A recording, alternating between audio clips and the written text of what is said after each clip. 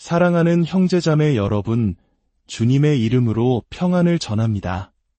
오늘 우리가 함께 나눌 말씀의 여정을 시작하기에 앞서 이 귀한 시간이 더 많은 영혼에게 닿을 수 있도록 여러분의 작은 손길을 부탁드립니다. 지금 채널을 구독하시고 이 영상에 좋아요를 눌러주시면 하나님의 선한 말씀이 퍼져나가는 데 큰 힘이 됩니다. 주님의 은혜와 축복이 여러분의 삶에 늘 함께 하시기를 기도합니다.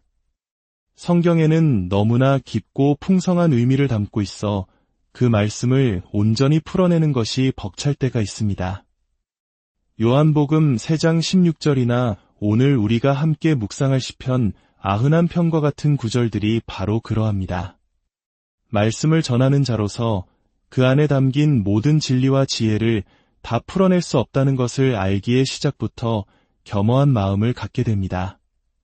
설령 모든 것을 쏟아냈다고 생각해도 돌아서면 미처 전하지 못한 아쉬움이 남아 처음부터 다시 시작하고 싶은 마음이 들기도 합니다. 하지만 오늘 우리는 위대한 약속의 말씀, 시편 91편의 세계로 함께 들어가 보려 합니다. 시편 91편 1절은 이렇게 시작합니다. 지존자의 은밀한 곳에 거주하며 전능자의 그늘 아래에 사는 자여. 지존자의 은밀한 곳에 거주한다는 것은 과연 무슨 의미일까요? 어쩌면 이 질문은 이렇게 바뀌어야 할지도 모릅니다. 사랑하는 여러분, 당신은 지금 어디에 살고 있습니까? 당신의 삶의 자리는 어디입니까? 사도 바울은 우리의 생명이신 그리스도께서 나타나실 그때라고 고백하며 그의 삶이 그리스도 안에 있음을 선포했습니다. 이것이 바로 지존자의 은밀한 곳에 거하는 삶의 모습입니다. 물론 넓은 의미에서 우리 모두는 하나님의 임재 안에 살고 있습니다. 우리는 그분의 존재를 피할 수 없습니다. 다윗이 고백했듯이 내가 주의 영을 떠나 어디로 가며 주의 앞에서 어디로 피하리이까? 내가 하늘에 올라갈지라도 거기 계시며 수월에 내 자리를 펼지라도 거기 계시니이다. 우리는 하나님께 둘러싸여 있으며 그분에게서 벗어날 수 없습니다. 사도 바울 역시 아테네의 철학자들에게 알지 못하는 신에 대해 설명하며 이렇게 말했습니다. 우리가 그를 힘입어 살며 기동하며 존재하느니라. 하지만 하나님께 둘러싸여 있다고 해서 모두가 지존자의 은밀한 곳에 거하는 것은 아닙니다. 많은 사람들이 하나님의 존재 안에 있으면서도 그분과의 깊은 교제, 그 아름답고 친밀한 사귐의 자리에는 이르지 못합니다. 그들은 하나님과 함께 살고 있지만 진정으로 하나님 안에 살고 있지는 않은 것입니다. 시편 기자는 9절에서 그 의미를 더욱 분명히 합니다. 내가 말하기를 여호와는 나의 피난처시라 하고 지존자를 너의 거처로 삼았으므로 우리가 의지적으로 하나님을 나의 피난처로 나의 집으로 삼을 때 비로소 우리는 그분 안에 거하게 되는 것입니다. 그리고 그때 하나님께서 약속하신 놀라운 축복들이 우리의 삶에 임하게 됩니다. 사도 바울은 에베소 교회에 보내는 편지에서 믿음으로 말미암아 그리스도께서 너희 마음에 계시게 하시옵고라고 기도했습니다. 여기서 계신다는 헬라어 단어는 단순히 머무는 것이 아니라 완전히 정착하여 편안하게 자리를 잡고 사는 것을 의미합니다. 마치 내 집처럼 편안하게 머무는 상태를 말하는 것이죠. 여러분은 어떤 장소에 갔을 때 마음이 불편하고 어색했던 경험이 있으신가요? 제게는 그런 기억이 있습니다. 저의 한 친척은 매우 부유해서 값비싼 장식품으로 가득한 집에 살았습니다. 그 집에 방문할 때마다 저는 부모님께 늘 이런 주의를 받았습니다. 의자에 얌전히 앉아 있거라. 돌아다니지 말고 아무것도 만지지 마라. 혹시라도 제가 값비싼 물건을 깨뜨릴까 봐 부모님은 노심초사하셨고 저는 그 집에서 단 한순간도 편안함을 느끼지 못했습니다.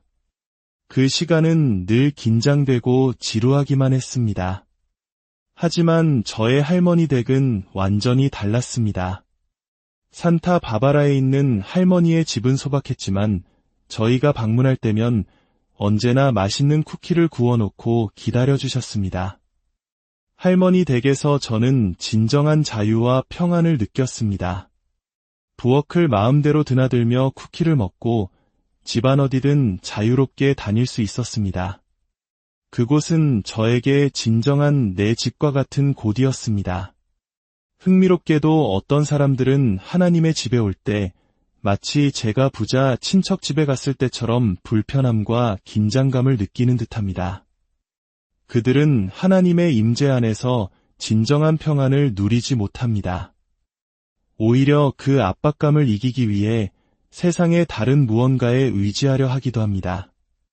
하지만 하나님께서는 우리가 그분 안에서 참된 평안을 누리기를 원하십니다. 할머니의 집처럼 하나님은 우리가 그분의 임재 안에서 모든 긴장을 내려놓고 편안히 쉬며 그분의 보호와 축복을 온전히 누리기를 바라십니다.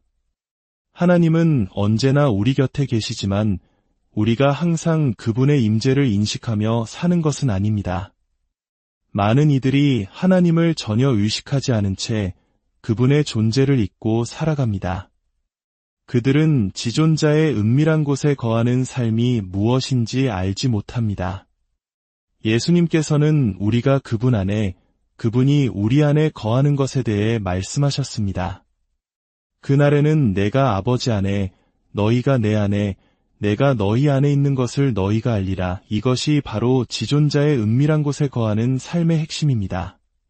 그리스도와의 아름다운 연합, 친밀한 교제와 사귐입니다. 사도 요한은 그의 서신에서 이 친밀한 관계에 대해 여러 번 강조했습니다. 그는 우리가 하나님의 계명을 지킬 때, 서로 사랑할 때, 그리고 예수께서 하나님의 아들이심을 고백할 때 우리가 주님 안에 거하고 주님께서 우리 안에 거하신다고 말했습니다. 즉, 순종과 사랑, 그리고 믿음의 고백을 통해 이 거주함은 현실이 되는 것입니다. 그렇다면 지존자의 은밀한 곳에 거하는 자는 어떤 놀라운 축복을 누리게 될까요? 첫째로, 우리는 전능자의 그늘 아래에 거하게 됩니다. 하나님의 크신 사랑과 능력이 우리의 삶을 늘 그림자처럼 덮어 보호하신다는 의미입니다. 내가 어디에 있든 어떤 상황에 처하든 하나님께서 나를 감싸고 계신다는 그 임재의 감각은 우리에게 세상이 줄 수 없는 위로와 힘을 줍니다. 둘째로, 우리는 주는 나의 피난처시여 나의 요새시라고 고백하게 됩니다. 피난처는 안식과 위로, 안전의 장소입니다. 우리는 하나님 안에서 참된 쉼을 얻고 위로를 받으며 안전하게 보호받습니다. 요새는 방어의 장소입니다. 원수가 나를 공격하려 해도 먼저 하나님의 견고한 요새를 무너뜨려야만 합니다. 잠언에는 작지만 심히 지혜로운 4가지 동물이 나옵니다. 그중 하나는 개미입니다. 개미의 뇌가 얼마나 작을지 상상해 보십시오. 하지만 이 작은 생명체는 여름 동안 부지런히 양식을 모아 겨울을 대비할 줄 아는 지혜를 가졌습니다. 다가올 미래를 준비하는 것입니다.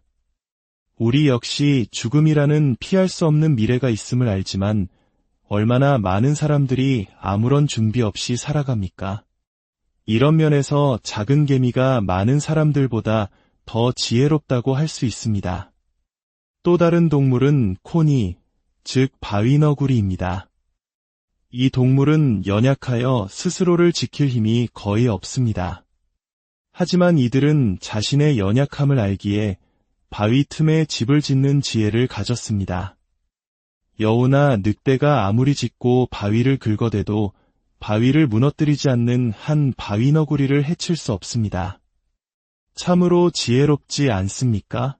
주님은 우리의 견고한 바위시여 요새이십니다. 저는 제 스스로 원수의 공격을 막아낼 힘이 없다는 것을 잘 압니다. 사탄은 저를 갈기갈기 찢을 수 있습니다. 그래서 저는 하나님의 요새 안에 거하며 그분의 보호를 받는 것이 얼마나 큰 감사인지 모릅니다.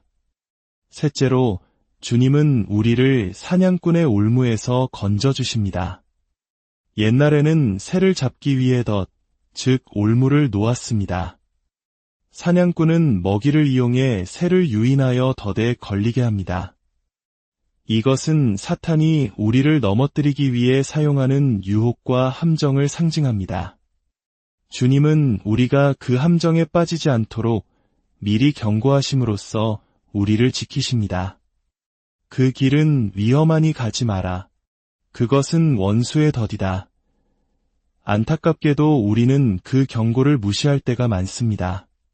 괜찮아, 나는 절대 걸려들지 않을 거야. 혹은 조심하면 돼 라고 자신만만해하다가 결국 올무에 걸리고 맙니다. 그리고 고통 속에서 주님께 부르짖을 때 주님은 우리를 그 올무에서 건져주십니다. 하지만 경고에 순종하여 애초에 그 고통스러운 경험을 피하는 것이 얼마나 더 지혜로운 일이겠습니까? 넷째로, 주님은 우리를 심한 전염병에서 건져주십니다. 인류를 파괴하는 가장 치명적이고 악한 전염병은 바로 죄입니다. 죄는 언제나 파괴적인 결과를 가져옵니다. 그런데도 사람들은 자신에게 해롭다는 것을 알면서도 파괴적인 행동을 반복합니다. 담배갑에는 건강에 해롭다는 경고문이 선명하게 쓰여 있지만 사람들은 여전히 담배를 피웁니다. 무분별한 관계가 얼마나 위험한 결과를 초래하는지 알면서도 사람들은 그 길을 갑니다.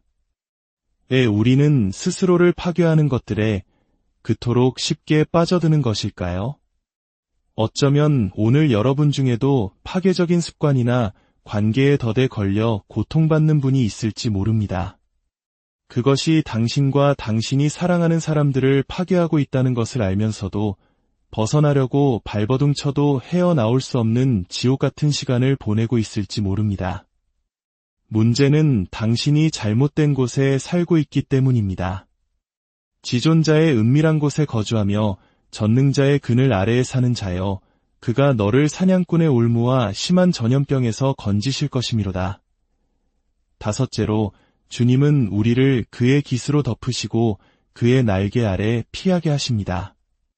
마치 어미닭이 병아리들을 날개 아래 품는 것처럼 말입니다.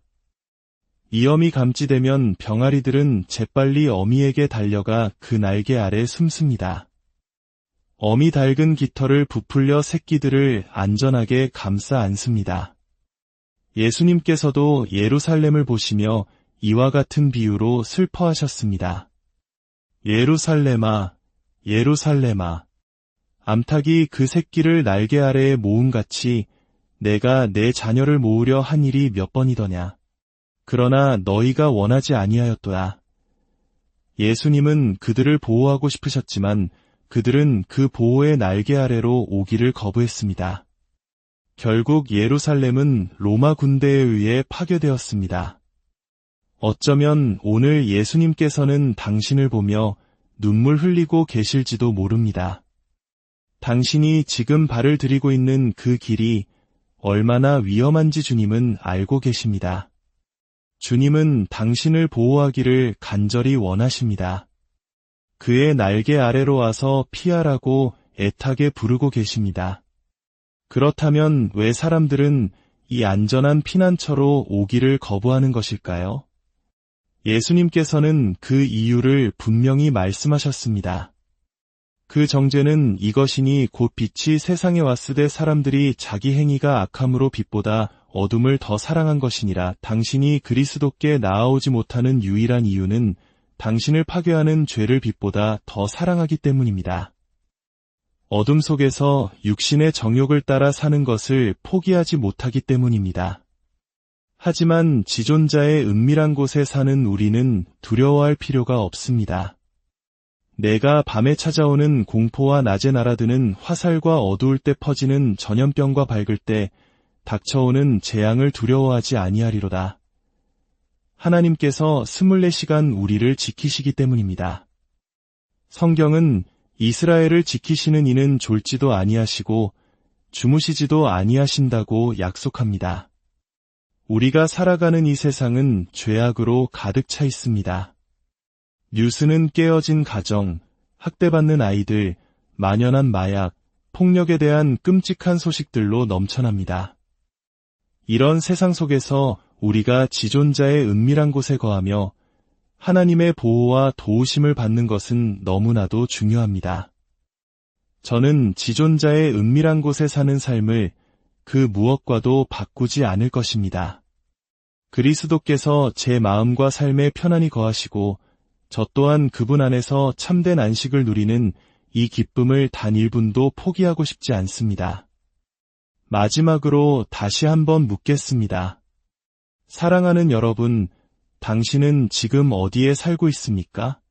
기도하겠습니다. 아버지 하나님, 우리의 피난처, 요새, 구원자, 그리고 모든 것이 되시는 주님의 위대하심에 감사드립니다. 오늘 이 시간 주님의 피난처 밖에 살고 있는 영혼들을 위해 기도합니다. 어둠을 사랑하여 빛으로 나아오지 못하는 이들을 불쌍히 여겨 주옵소서. 어둠의 길이 곧 사망의 길임을 깨닫게 하시고 돌이켜 주님과의 빛된 교제 안으로 들어와 살게 하여 주옵소서. 우리 주 예수 그리스도의 이름으로 기도합니다. 아멘. 우리가 어디에 사는가는 우리의 선택에 달려 있습니다. 아무도 우리에게 지존자의 은밀한 곳에 살라고 강요하지 않습니다. 마찬가지로 아무도 당신에게 지금 살고 있는 그곳에 머물라고 강요하지 않습니다. 어둠 속에 살기를 선택할 수도 있습니다.